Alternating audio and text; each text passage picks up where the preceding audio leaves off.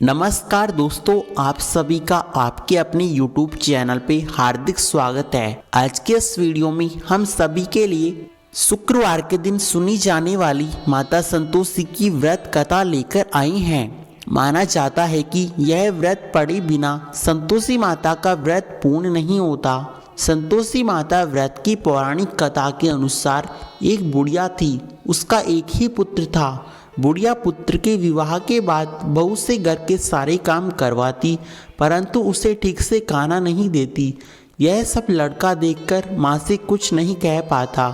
बहू दिन भर काम में लगी रहती, उपले थापती, रोटी रसोई कपड़ा घर का सारा काम करती। काफ़ी सोच विचार कर एक दिन लड़का माँ से बोला, मैं परदेश जा रहा हूँ।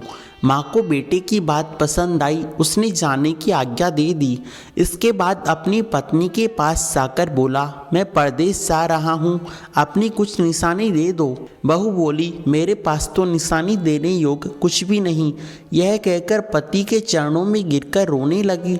इससे पति के जूतों पर गोबर से सने हाथ छिप गए। पुत्र के जाने के बाद सास के अत्याचार और भी बढ़ गई। एक दिन बहुत दुखी होकर वह मंदिर चली गई। वहां उसने देखा कि बहुत सी स्त्रियां पूजा कर रही थी। उसने स्त्रियों से व्रत के बारे में जानकारी ली।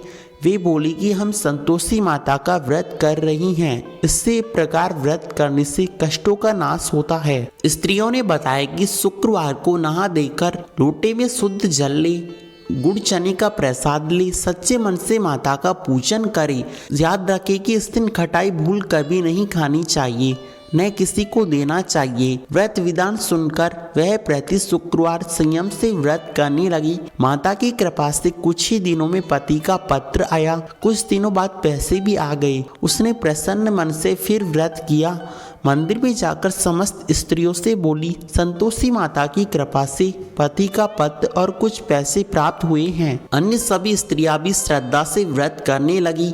बहू ने कहा, हे माता, मेरा पति घर आ जाएगा तो मैं तुम्हारे व्रत का उद्यापन करूंगी। अब एक रात संतोषी माता ने उसके पति के स्वप्न में कहा कि तुम अपने घर क्यों नहीं चाहती। वह कहने लगा, सेठ का सारा सामान बिका नहीं, रुपया अभी आया नहीं। उसने सेठ को स्वप्न में सारी बात बता दी तथा घर जाने की अनुमति मांगी। सेठ ने समस्त बातों से इनकार कर दिया। माता की कृपा से कई व्यापारी आए, सोना चांदी अन्य सामान खरीद कर ले गए। कर्जदार भी अपना पैसा लुटा चुके थे। अब तो साहूकार ने उसे घर जाने की अनुमति दे दी। घर आकर पुत्र ने अपनी माँ व पत्नी को बहुत सारे पैसे दिए। पत्नी ने कहा कि मुझे संतोषी माता का व्रत का उद्यापन करना है। पड़ोस की एक स्त्री उससे बहुत ईर्ष्या करने लगी थी। उसने अपने बच्चे को सिखाकर भेजा था कि तुम भोजन में खटाई अवश्य मांगना। उद्यापन के समय खाना खाते खाते बच्चे खटाई के लिए मचल पड़े तो बच्चों को बहलाने के लिए बहू ने कुछ पैसे दे दे।